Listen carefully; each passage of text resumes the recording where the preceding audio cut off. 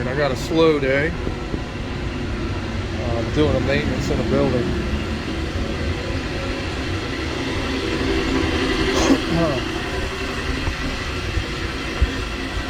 Got these hot water boilers, copper fin. Brought my tools for the maintenance, meter, temperature probe, and a grease gun. It's a monthly maintenance, so it's not real serious.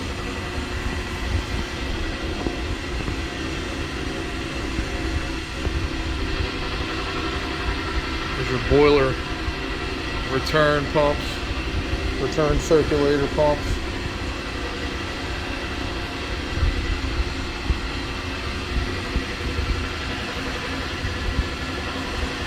They're all in parallel with each other. There's your supply, boiler supply. And now we're running 85 PSI, 160 degree water.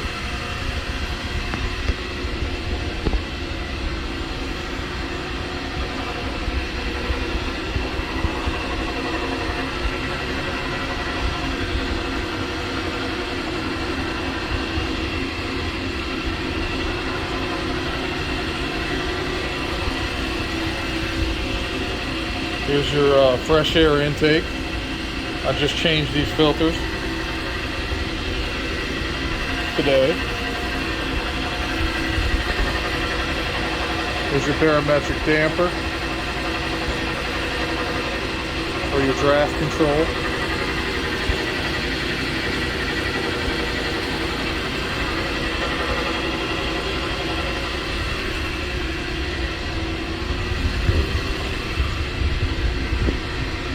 They just replaced that circulator pump with a domestic because they didn't have, or the domestic style circulator because they didn't have the regular hot water pump, because this is not domestic hot water.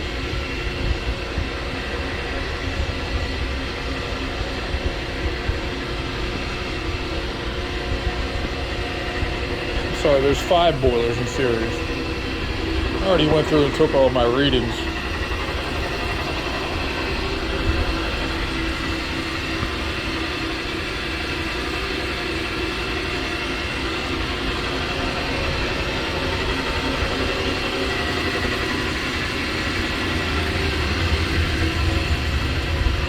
They're all running about 85 PSI. This is a, I believe this is an 8-story building.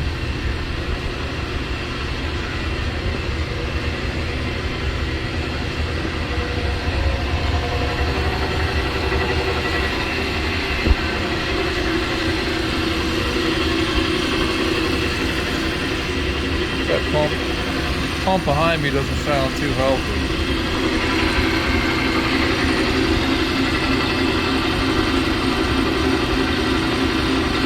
Coupler looks like it's straight, but it sounds like the bearings on that motor are going bad.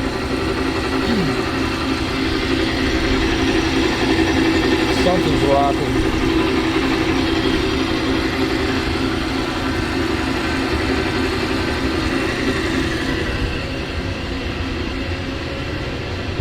They got a pneumatic air station for their pneumatic controls. Back there in the back, they've got your makeup water.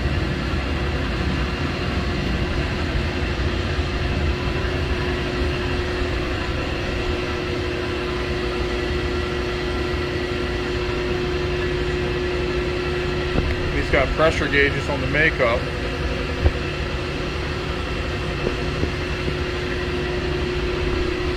There's a water meter to see how much, which is smart. You want to see how much water you're making up to the system.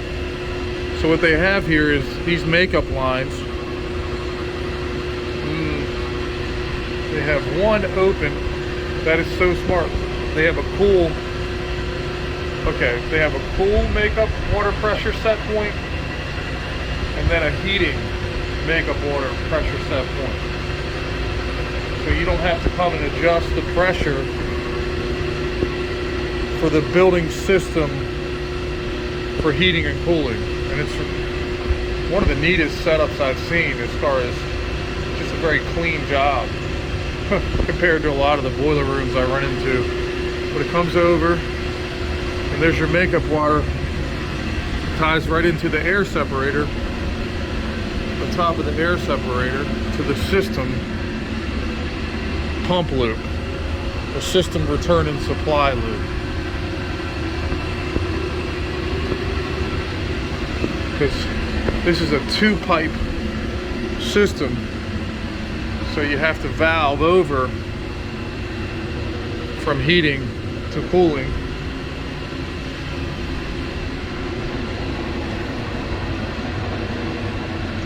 And here's your system piping coming out of the building right there.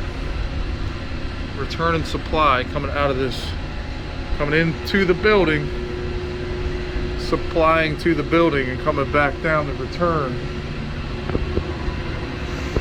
So we got our water coming out of the pump supplying to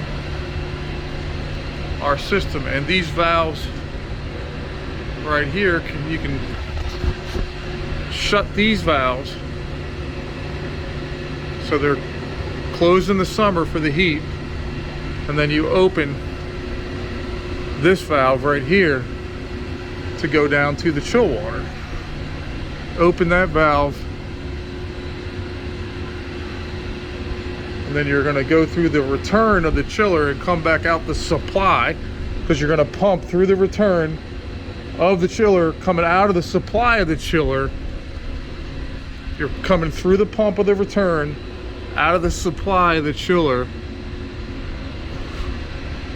and supplying to the building, and then returning back through the pump to the return of the chiller and back out the supply to the building.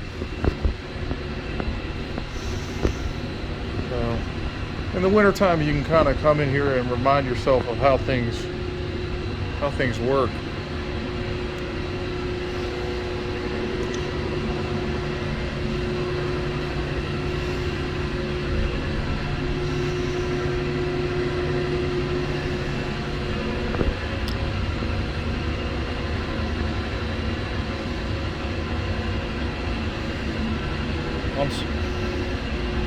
Okay, so this orange side is my domestic water boilers, right?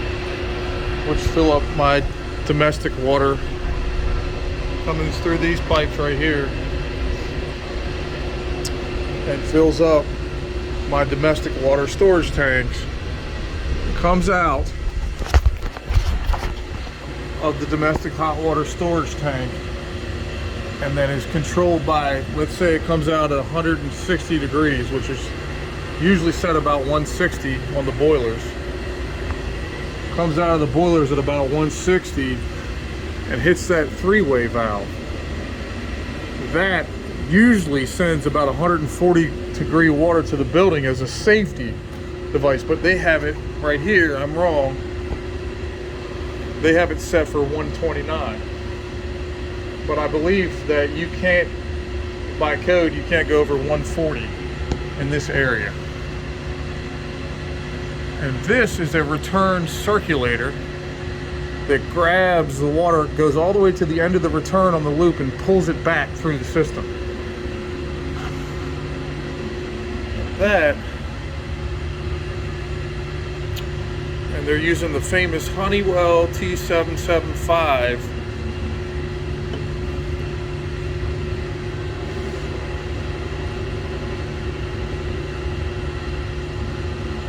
to control the 3-way valve. It's really, they use T775 for a lot of things in this building. These are the old Carrier Stack Pack chillers, and these have 4 semi-hermetic compressors. These things just keep on going, man. So they used to have the old mouse wheel controller in it,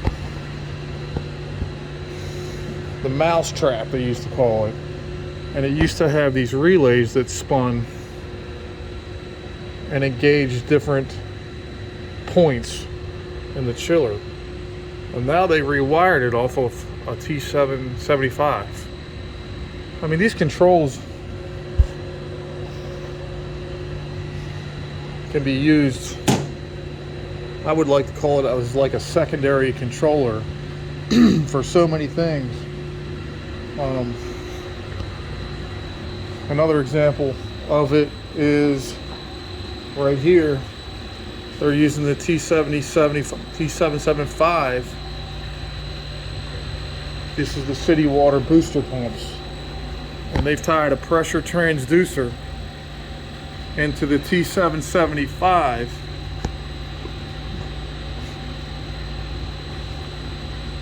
to send a signal out of the T775, I can't even say that, to the drive. And it sends a 0 to 10 signal to tell the drive how fast to run. So they have two pumps, and when the building calls for pump 1, this relay is engaged. When it calls for pump 2, the relay is not engaged. That's how they lead lag the city water booster pumps. And I haven't seen that, and not that I've seen everything, but I haven't seen that set up in a lot of buildings. A lot of buildings, they buy a city water booster pump package with everything. I can't remember the name of all the manufacturers, but everything comes in a big package, and you just set it right there, and only their technicians can work on it. But right here, I feel like this is just a simpler, better setup. So right now they're running almost 100 pounds of city water pressure, and they're doing it with simple controls that you can get it from. I mean, those are ABB drives, those are solid drives. You can get all the information. That's a Honeywell controller. They're really good about technical support and getting information. It's just a easier, solid, reliable system. These other city water booster pump systems, I won't name the manufacturer, but they just keep it proprietary, and you can't work on it. How simple is that? You know, you take a pressure transducer, convert that to a signal inside of this T775, set your set point. So he's running at 91, that's what he wants. At 91, it tells the drive to run however how fast, how many, right now we're asking for 20 hertz. So this is probably sending a 0 to 10 and telling this, if you've got your meter out, it would probably read 2 volts, usually on a 0 to 10. Probably 2 volts saying I want to run at 20 hertz. Or if it was 100%, it would read probably 10 volts, and that would give you 60 hertz. I'm sorry, but that is how the thinking behind that would work.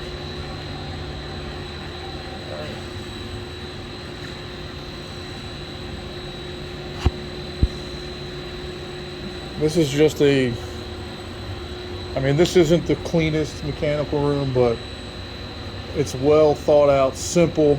I'm sure these chillers are going to go at some point, and they'll probably put 19 XRs in to replace it, or 30 HXCs carrier.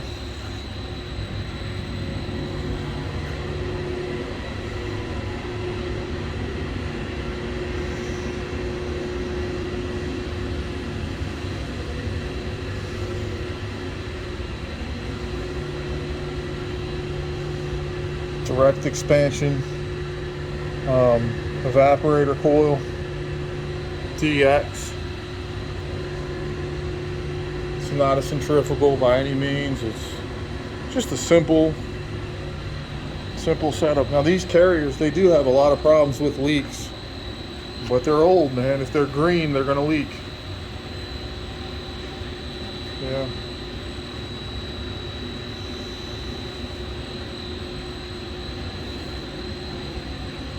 I guess this compressor's already been replaced.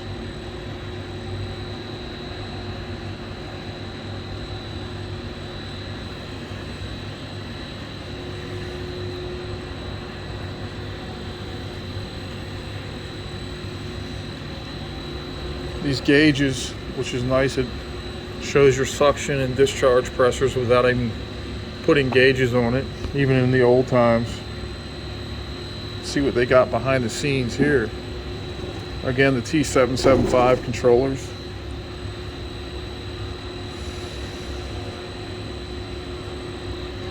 High and low pressure switches.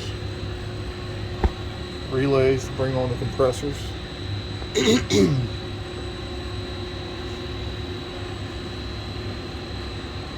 Just a simple chiller.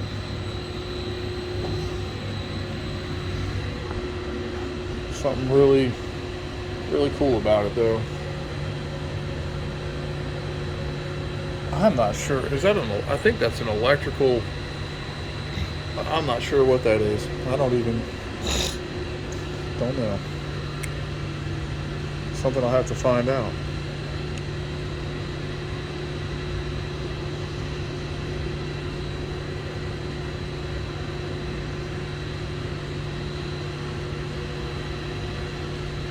Yeah, but I get to have a maintenance day where I can actually take my time, go through everything.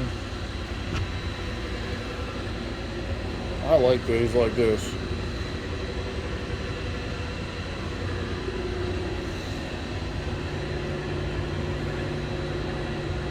This is my condenser pump loop.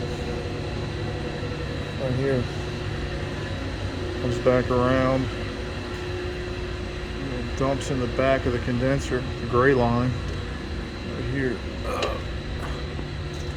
Dumps in the back, comes into the back of the condenser on this side, and it hits two barrels. Right? Splits and hits two barrels, and then comes out of the condenser header, and then goes back up to the tower. And then there's your tower water supply, return, and then supply.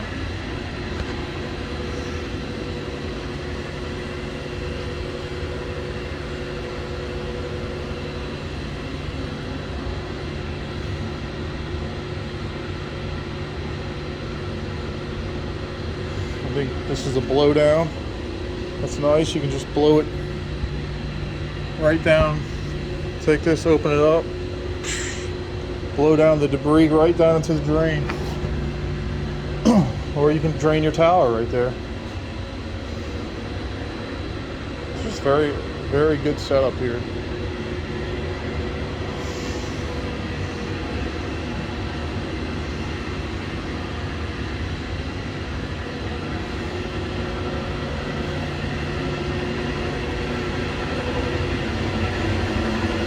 My backup. Here's my pump. We'll call it setup pump package for the building system loop supply and return, and that's pump 1, which right now they're not even running it. It's off. It's a backup, which is smart. Here's my pump coupler. I still have not greased these pumps yet, and I will.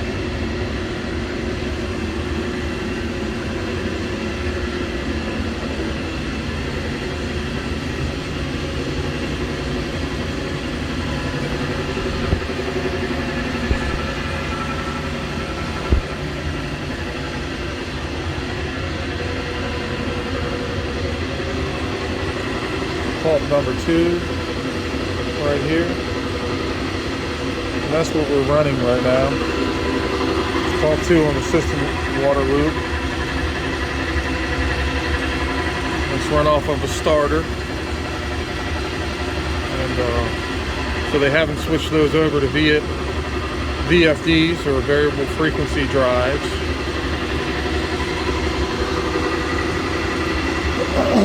Now speaking of drives, all of these Lochnavar pumps were all on drives originally, but they decided that they had too many problems with the drives and disconnected the pump and bypassed these drives to run direct. They just run continuously when the boiler is on.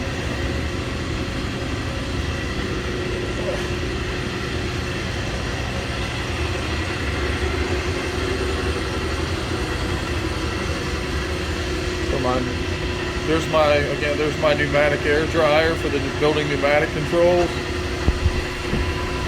This is my first time to the building, so I don't know what they're controlling pneumatically.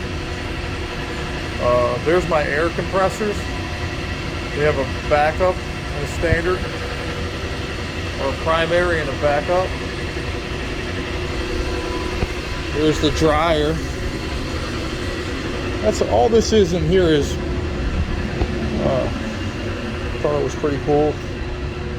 All they're doing is using an air conditioning system, basically an evaporator that gets cold, and when the return and it has a return line and a supply going in, it goes in and dehydrates this line by using an evaporator, just like a dehumidification of the lines.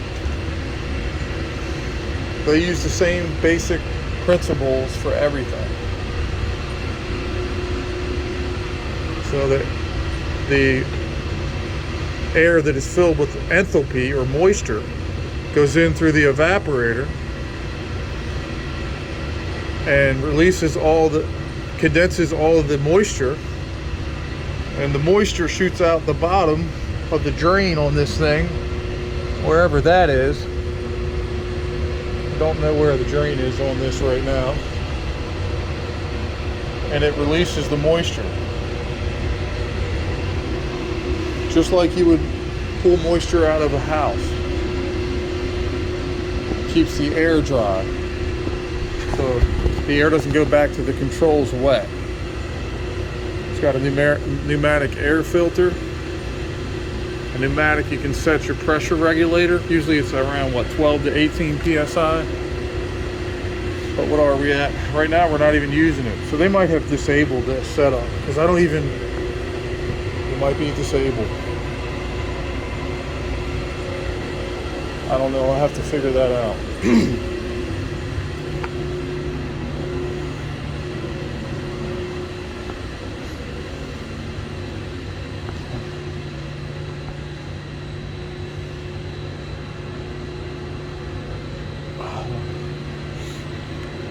First time to the building, you get to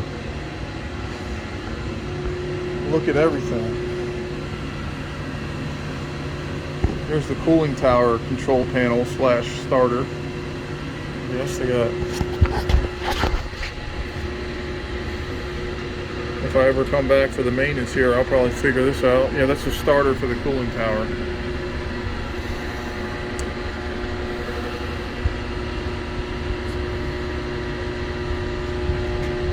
There's a phase monitor in the bottom.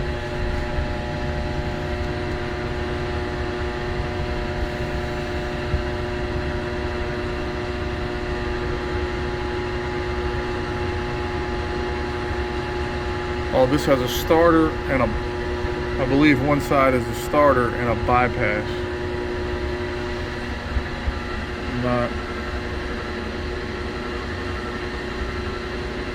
Let's see with this.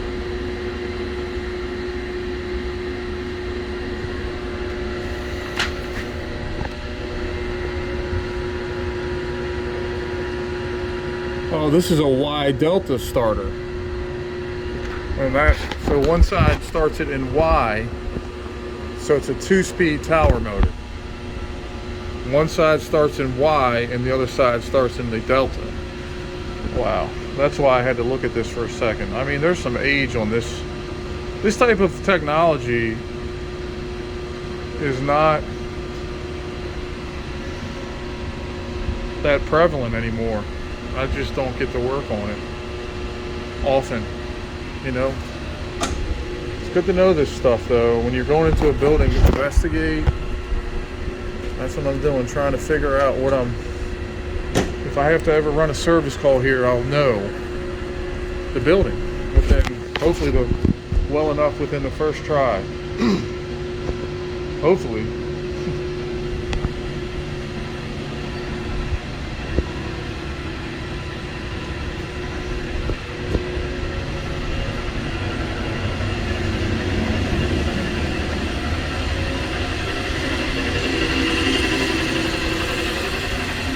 The bat phone. That's funny.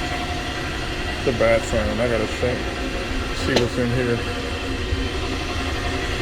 Wow, they got a phone jack with no phone. The bat phone. That's awesome.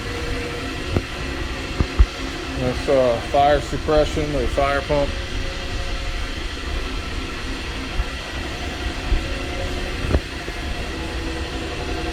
There is an emergency start-stop for the boilers.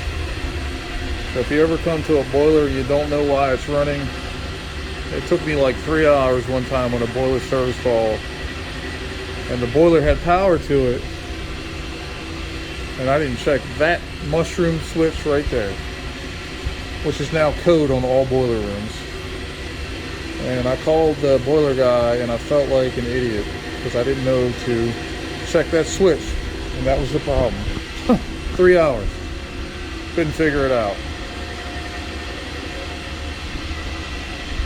And I'm over there looking at, the boiler had power, I'm looking at all the safeties. Yeah, so if you ever get to a boiler call, check that first. Don't be an idiot like I was. You know what I mean?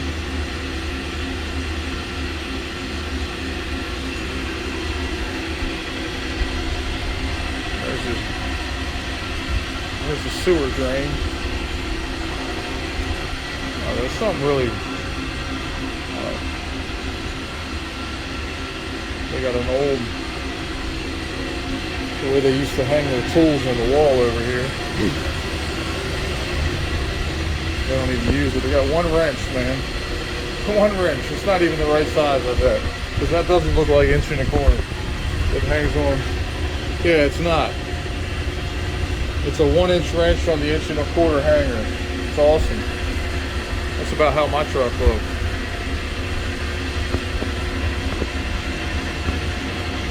All the gas regulators for each boiler. Whoever piped this out did I mean, I've seen a lot worse piping than this. It's all level and plumb, and of course the boiler room is dirty, but maybe I'll clean it while I'm here. Got plenty of time in this job.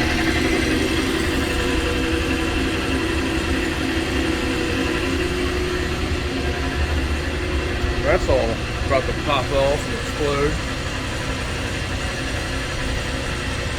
We'll get a picture of that. You know, stuff like that will blow apart.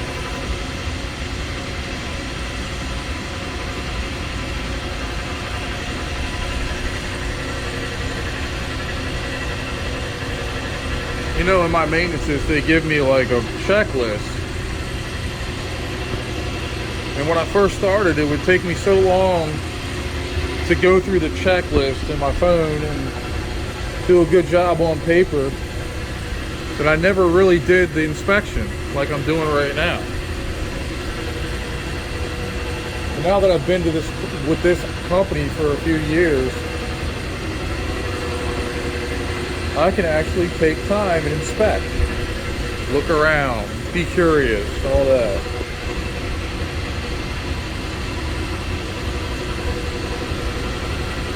And I think that's where the value is.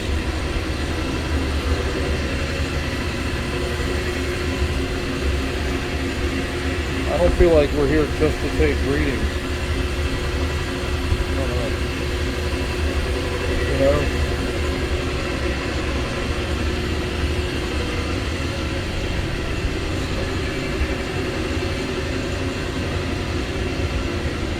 Another barometric tamper.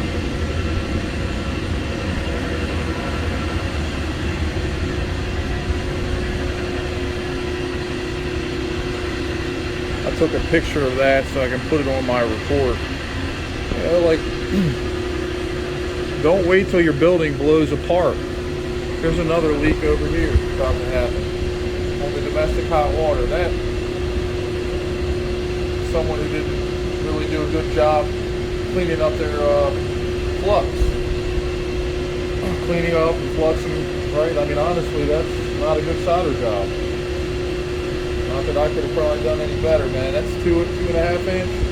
I don't know, I probably could have done better, honestly. That's just being truth is. Truth is the truth, man.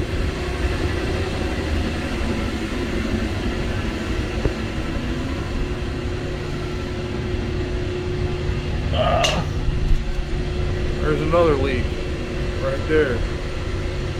That's about to blow apart. I'm gonna take a picture of that.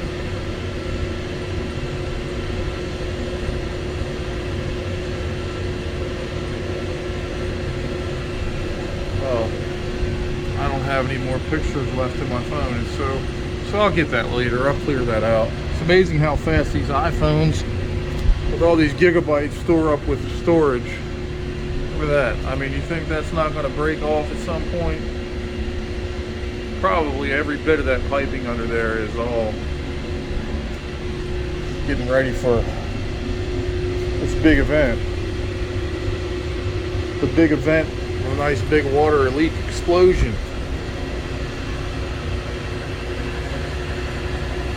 Look at that. It's all cake, man.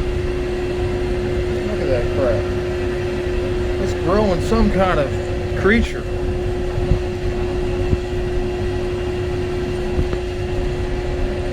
Would you want to drink that water? Whatever's coming out of there?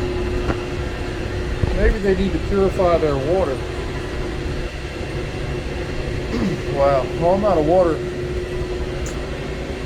filtering specialist, but I don't think whatever's coming out of that pipe is going to be healthy.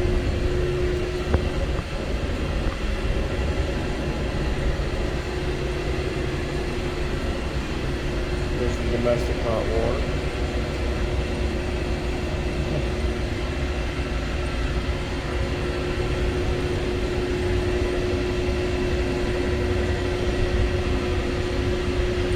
Gas line coming out of your regulators to the boiler. Going through, got the gas line coming in, main 3-inch line coming into a 2-inch, down to 1.5 inches, going through the regulator. The regulator has a relief pipe right there, the copper comes out of the relief. It's got a nice place to actually take the pressure right there, which is awesome. Come down, hit that boiler, bam, it's all painted nice and yellow. I mean, what I usually see, I'm impressed. All it does is it just needs to mop the floor, you know, paint it. Other than that, it's a pretty clean mechanical room. Got a new relief valve right there on the boiler. That one over there probably needs to be changed. It looks all corroded.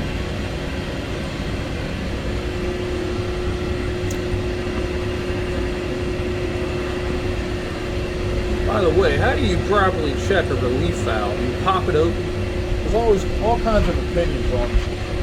How do you check a relief? I do pop them open every now and then to make sure they're not stuck. That's the only way that I know. And then when they never stick back, hit them with a ball peen hammer.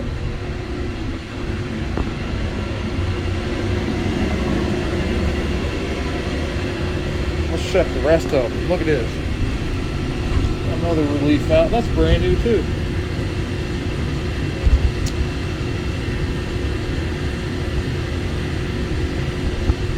Well, if you're putting a new relief valve on, just fucking put a new pipe, you know? That looks like shit. Sorry. That's the truth. Go get a piece of copper and a 90 and solder it together. How long does that take? That relief valve looks... Let's top it off, man. See how long it takes to... Right? Can't you get my fucking... Oh yeah, well that's what I don't want to happen, bro. That's how you properly check a relief. I'm gonna go get a wrench.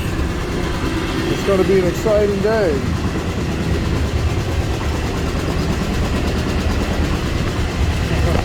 I thought I'd make it exciting somehow.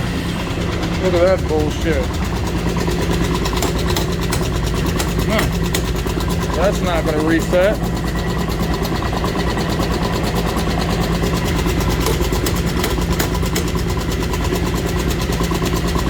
Nice. Huh. Well, don't ever do that. Gotta pop it again.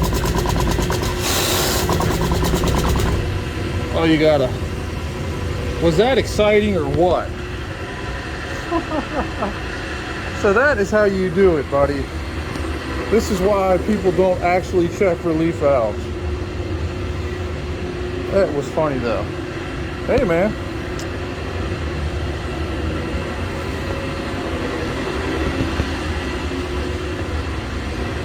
So what you do is you pull the relief valve up and then you whack it with a hammer and then press that seat back down. Let's try another one.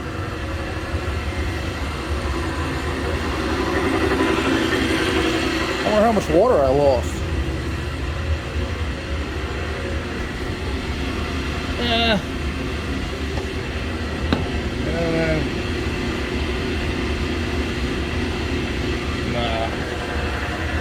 It always says check the relief valve. I'm going to do some reading on that.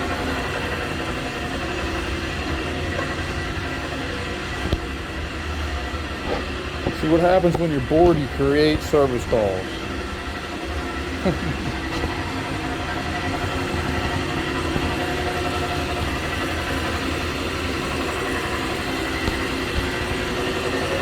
There's nothing else really here in this room. Oh, the expansion tank. Check the water level on it. Oh, it should be 3/4 of the way up, and it's not. Wait a minute, don't they have another one on the ground? Yeah, they do. You never mind. So I need to check the pressure on this expansion tank. This is probably, I do not have a tire pressure gauge with me. That needs to be checked.